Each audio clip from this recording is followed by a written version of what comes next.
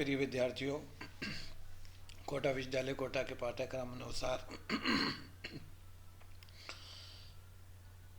BA part third के प्रश्न पत्र द्वितीय भारत का भूगोल के अंतर्गत हम एक महत्वपूर्ण जो टॉपिक है विनिर्माण उद्योग, उसके अंतर्गत हम उर्वरक उद्योग की हम मुख्य रूप से बात कर रहे थे। पिछले वीडियो लेक्चर में रासायनिक उर्वरक जो उद्योग है उसके हमने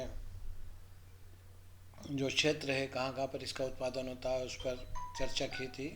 आज हम इसके अन्य जो पहलू हैं इस उद्योग से संबंधित उन पर मुख्य रूप से चर्चा करेंगे। इसके अंतर्गत हम मुख्य रूप से इस उद्योग के लिए कच्चा माल और इसका वितरण किस प्रकार का है उस पर मुख्य रूप से हम बात करेंगे। तो जहाँ तक रॉ मटेरियल या कच्चे माल की बात है, रासायनिक उर्वरक निर्माण में कच्चा माल के तौर पर नेफ्था, कोक ओवन, गैस, विद्युत अपघटनी, हाइड्रोजन, फॉस्फेट, गंधक, जिप्सम आदि का मुख्य रूप से उपयोग किया जाता है। नाइट्रोजन उर्वरक बनाने वाले 70% से अधिक जो कारखाने हैं वो नेफ्था का उपयोग करते हैं। यही कारण है कि ये कारखाने तेल शोधन शालाओं के समीप या तट के सहारे स्थापित देखे जाते हैं। कोक पर आधारित उर्वरक इकाइयाँ तालचेर, ओडिशा, रामगुंडम आंध्र प्रदेश और कोरबा छत्तीसगढ़ में देखने को मिलती हैं, जबकि लिग्नाइट पर आधारित इकाई नेवेली तमिलनाडु में है। जो कोक ओवर गैस पर आधारित इकाइयाँ सिंदरी, जमशेदपुर, राउरकेला, भिलाई, दुर्गापुर में देखने को मिलती हैं। इसी तरह से गैस आधारित जो इकाइयाँ हैं वो मुख्य रूप से थाल वेशेट महाराष्ट्र में है, जो हजीरा, विजयपुर, जगदीशपुर, आंवला, गड़ेपान, बबराला, शाहजहाँपुर, और अगर इलेक्ट्रोलिटिक हाइड्रोजन आधारित इकाई की बात करें तो वो नांगल पंजाब में एक तरह से स्थित है। फास्फेट उर्वरक बनाने के लिए लगभग 90% फास्फेट की आपूर्ति सिंहभूमि जो कि झारखंड में है, विशाखापट्टनम जो आंध्र प्रदेश में है और झामरकोटरा जो राजस्थान में है वहाँ से होती है। सल्फर की जो प्राप्ति होती है वो राजस्थान से, झारखंड और तमिलनाडु से, तथा जिप्सम मुख्य रूप से राजस्थान, गुजरात, तमिलनाडु और आंध्र प्रदेश से इस उद्योग के लिए कच्चे माल के रूप में प्राप्त किया जाता है। उर्वरक कारखानों में सिर्फ गैस पर आधारित जो कारखाने हैं जो हमने पिछले वीडियो लेक्चर में बात की थी जो उर्वरक कारखानों की, उनमें गैस पर आधारित जो कारखाने हैं वो मुख्य रूप से 8 हैं। इनमें पहला है विजयपुर जो मध्य प्रदेश में है, दूसरा जो है वो है आंवला जो बरेली उत्तर प्रदेश में है, तीसरा जगदीशपुर जो कि सुल्तानपुर उत्तर प्रदेश में है, चौथा हजीरा फर्स्ट और सेकंड जो कि गुजरात में है, पाँचवें की अगर हम बात करें तो वो है विलोपा गांव जो सवाई माधोपुर राजस्थान में स्थित है, छठे की बात करें हम तो बाबराला जो है वो बदायूं उत्तर प्रदेश में स्थित है, और सातवां जो है वो शाहजहाँपुर उत्तर प्रदेश में है, और आठवां जो है वो गड़ेपान राजस्थान में है। रासायनिक उर्वरक मुख्यतः 3 प्रकार के होते हैं, जिसमें पहला है नाइट्रोजन, दूसरा फास्फेट युक्त तथा तीसरा पोटाश उर्वरक। भारत में 75% नाइट्रोजन युक्त और 25% फास्फेट युक्त तथा पोटाश उर्वरक उत्पादित किया जाता है। जहाँ तक इसके वितरण की बात है उर्वरक रासायनिक उर्वरक उद्योग के, तो उसमें भारत में गुजरात, तमिलनाडु, उत्तर प्रदेश, महाराष्ट्र, आंध्र प्रदेश और ओडिशा जो हैं वो प्रमुख रासायनिक उर्वरक उत्पादक राज्य हैं ऐसा माना जाता है।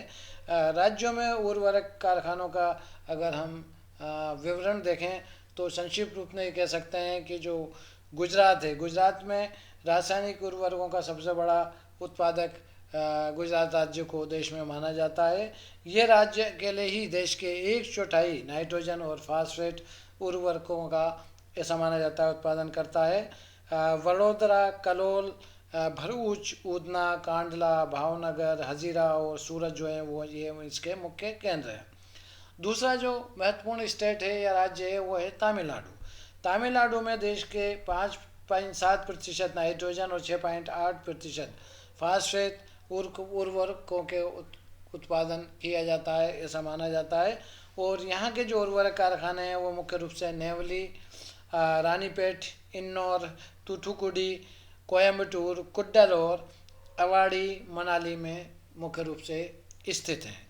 तीसरा जो महत्वपूर्ण उत्पादक जो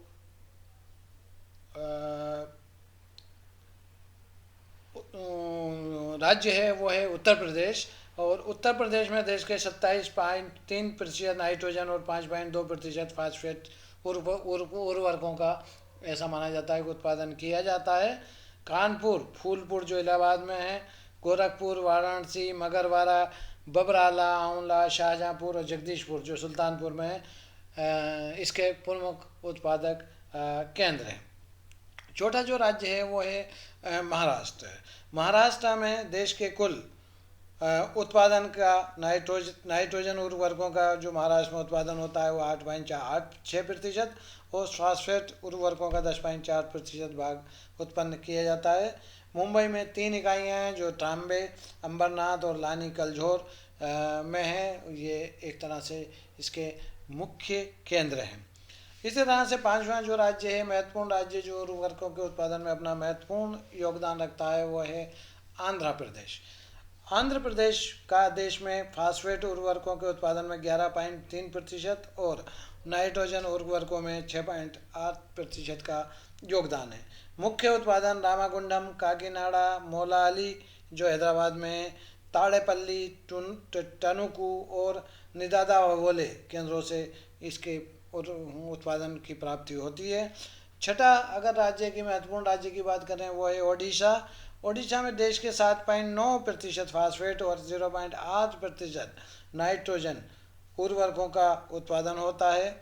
यहाँ पर राउरकेला, तालचेर और पारादीप मुख्य केंद्र हैं।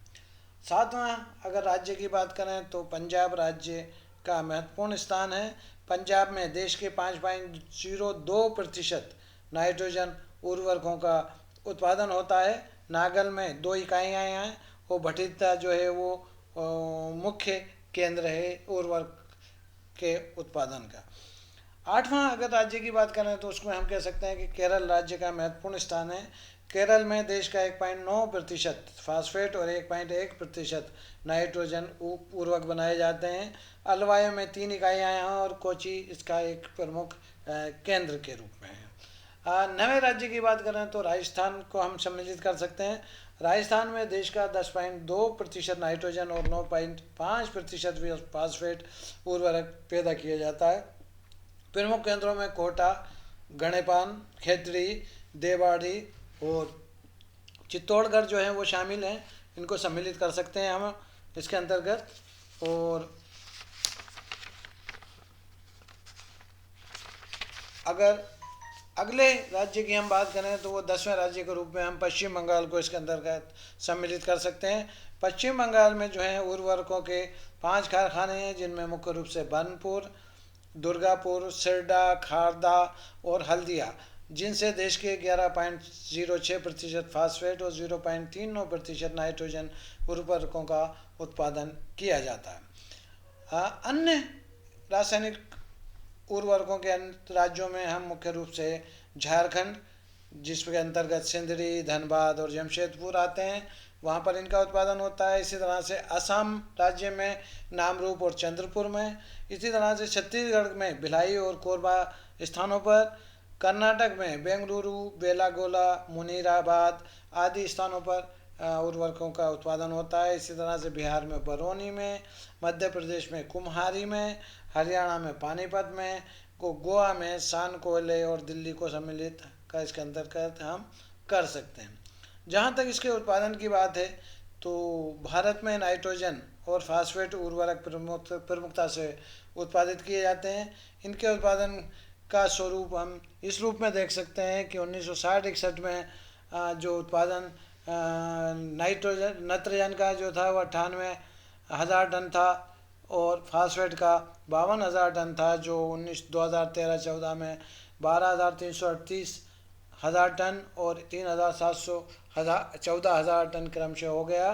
तो एक बहुत महत्वपूर्ण वृद्धि हमें इस काल में 1960-61 से लेकर 2013-14 के मध्य लगभग 5 दशकों से अधिक के जो काल में हमें देखने को मिलती है, वो बहुत अपना महत्वपूर्ण स्थान रखती है।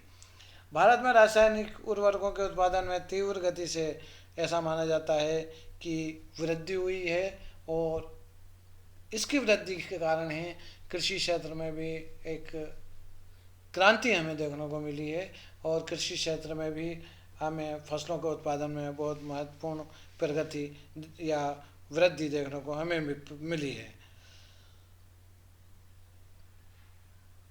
इसी प्रकार उर्वरकों के उत्पादन में जो पर्याप्त वृद्धि हुई है, उसके उपरांत भी अपनी आवश्यकता के लिए उर्वरकों का हमारे देश द्वारा आयात किया जाता है। कुछ उर्वरक हमारे देश द्वारा अन्य देशों से आयात किए जाते हैं, क्योंकि इनकी आवश्यकता कहीं अनेक बार अधिक महसूस की जाती है।